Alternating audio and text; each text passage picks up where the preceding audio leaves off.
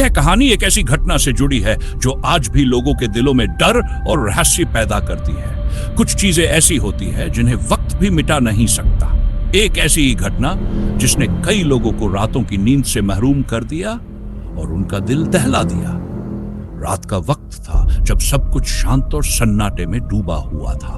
चारों ओर फैली हुई अंधेरी रात के बीच रोहन और उसके दोस्त एक पुराने और खौफनाक अस्पताल के बारे में सुनकर वहां जाने का फैसला करते हैं। यह अस्पताल शहर के बाहरी इलाके में स्थित था जो अब बंद हो चुका था, लेकिन इसके बारे में जो कहानियां सुनने को मिलती थी वे किसी भी फिल्म के हॉरर सीन से कहीं ज्यादा डरावनी थी।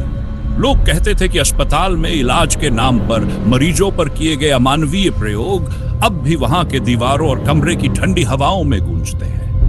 रोहन और उसके दोस्तों ने सोचा कि ये सिर्फ अफवाहें हैं। उन्होंने तय किया कि वे यहां आएंगे, थोड़ी तस्वीरें लेंगे और फिर वापस लौट जाएंगे। ये उनका पहला अनुभव था किसी भूतिया जगह पर जाने का, और शुरू में तो उन्होंने इसे एक रोमांचक साहसिक कार्य मान लिया था। लेकिन जैसे ही वे अस्पताल की सीमा तक पहुंचे, एक अजीब सी बेचैनी महसूस होने लगी। अस्पताल का खौफनाक माहौल। जैसे ही वे अस्पताल के मुख्य दरवाजे के पास पहुंचे, उन्हें एक अजीब गंध आई, जैसे लंबे समय से बंद पड़ी इमारत में सड़ी गली चीजें पड़ी हों। दीवारों पर घास और खाई उगी हुई थी और जगह जगह खिड़कियां टूटी हुई थी। उस अस्पताल के खंडहरों में एक खौफ था जिसे शब्दों में नहीं व्यक्त किया जा सकता। रोहन ने कहा, चलो अंदर चलते हैं, ज्यादा डरने की जरूरत नहीं है, हम सिर्फ एक फोटो खींचकर वापस लौटेंगे। लेकिन उसके शब्दों में भी एक असहजता थी, जैसे उसे खुद भी यकीन नहीं था कि अंदर जाना सही रहेगा। दरवाजे की जंग लगी चिटकनियों को खींचते हुए वे धीरे धीरे अंदर गए। अंदर प्रवेश करते ही एक ठंडी हवा का झोंका उनके शरीर में सिहरन पैदा कर गया। भीतर का अंधेरा इतना घना था कि कुछ भी साफ नजर नहीं आ रहा था। टॉर्च की हल्की सी रोशनी में अस्पताल के हर कोने में धुंधली सी परछाइयां हिलती हुई महसूस हो रही थी। दीवारों पर कहीं खून के धब्बे थे तो कहीं पुराने बिस्तरों और चादरों की गंध से वातावरण में एक घबराहट थी। अचानक एक गहरी कराह की आवाज सुनाई दी। प्रिया, रोहन की दोस्त, कांपते हुए बोली, क्या तुमने सुनी? यह कैसी आवाज थी? बस अपनी सोच पर काबू रखो, कोई मजाक कर रहा होगा, रोहन ने हिम्मत बधाई। लेकिन उसकी आवाज भी अब डरी डरी थी।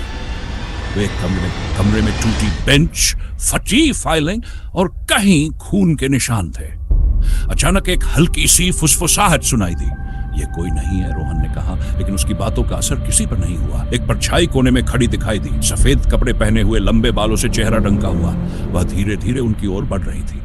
रोहन चिल्लाया, सबका दिल तेजी से धड़कने लगा। वे दौड़ते हुए गलियारे में पहुंचे, लेकिन गलियारा ऐसा महसूस हो रहा था जैसे कभी खत्म ही न हो।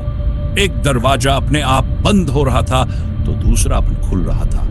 चारों ओर हल्की चीखें सुनाई दे रही थी। ये आवाजें ऐसी थी जैसे किसी के मुंह से निकलकर दीवारों में समा जाती। प्रिया अचानक गिर पड़ी और चिल्लाने लगी, मुझे छोड़ दो, मुझे जाने दो, मैं यहां नहीं रह सकती।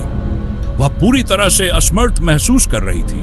रोहन और उसके दोस्तों ने उसे किसी तरह खींचकर बाहर की ओर दौड़ाया। जब वे अस्पताल से बाहर निकले तो उनकी सांसें फूल चुकी थी। वे पीछे मुड़कर देखा, लेकिन अस्पताल की छत पर वही आकृति खड़ी थी जो सफेद कपड़े पहने हुए थी। उसकी आंखें जलती हुई लाल थीं और उसकी नजरें उन पर गड़ी हुई थी। वह बिना हिले डुले उन्हें देख रही थी। तुम वापस नहीं आओगे, तुम सबको ये भुगतना होगा, एक गहरी आवाज ने उनके कानों में गूंजते हुए कहा। सबके शरीर में एक ठंडक दौड़ गई। उस रात के बाद रोहन और उसके दोस्तों ने कभी उस अस्पताल की ओर रुख नहीं किया। लेकिन जब उन्होंने अपनी कैमरा तस्वीरों को देखा तो उनमें वही महिला साफ साफ दिख रही थी। उसकी आंखें लाल और चेहरे पर एक खौफनाक मुस्कान थी। शायद वह आत्मा अब भी अपने साथ हुए अत्याचार का बदला लेने के लिए भटक रही थी, और यही ख्याल उनके दिमाग में घूमता रहता था। क्या वे अगर कुछ और देर रुकते तो क्या वे भी अस्पताल के रहस्यों का हिस्सा बन जाते? यह कहानी हमें यह सिखाती है कि कुछ जगहें अपने अतीत के दर्द और रहस्यों को कभी नहीं भूलती, और कभी कभी वहां जाना हमारे जीवन के लिए सबसे खतरनाक फैसला बन सकता है। अगर आपको यह कहानी पसंद आई हो, वीडियो को लाइक, कमेंट और सब्सक्राइब जरूर करें।